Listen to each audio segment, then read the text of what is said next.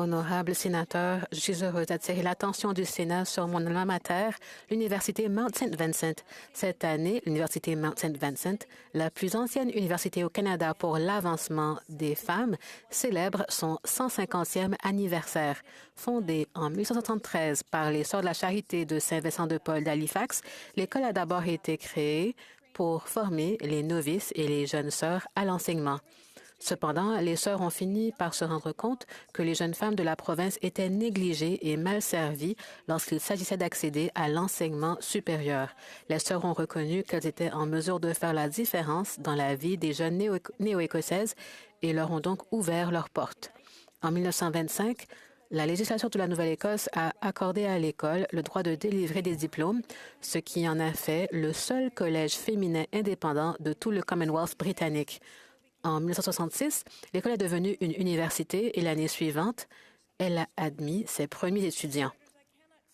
Honorable sénateur, je ne peux pas parler de cette université sans reconnaître son rôle dans le système honteux des pensionnats du Canada.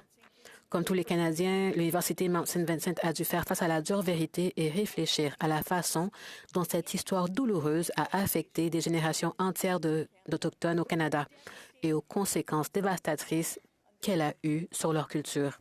Le 20 octobre 2021, l'Université Mount St. Vincent a présenté ses excuses aux survivants, à leurs familles, à leur communauté et à tous les peuples autochtones pour le rôle qu'elle a joué en aidant à recruter du personnel pour le pensionnat de Shubenacadie en Nouvelle-Écosse et un pensionnat de la Colombie-Britannique. Les excuses ont été accompagnées d'une liste d'engagements envers les peuples autochtones, en particulier des engagements d'écoute, d'apprentissage et d'action, des choses que nous devrions tous nous engager à faire. Honorable sénateur, l'école n'est plus dirigée par les Sœurs de la Charité. La propriété et les opérations ont été transférées à des conseils d'administration et à un Sénat indépendant en 1988. L'école continue de croître, d'évoluer et de remettre en question le statu quo en s'appuyant sur cet engagement en matière de justice sociale et de promotion de l'équité, de la diversité, de l'inclusion et de l'accessibilité pour tous.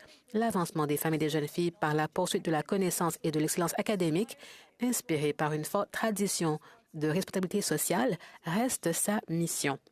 Je suis fière d'être une ancienne étudiante du Mount, l'une de 37 000 étudiantes, et je suis ravie de souhaiter à l'école un joyeux 150e anniversaire. Merci.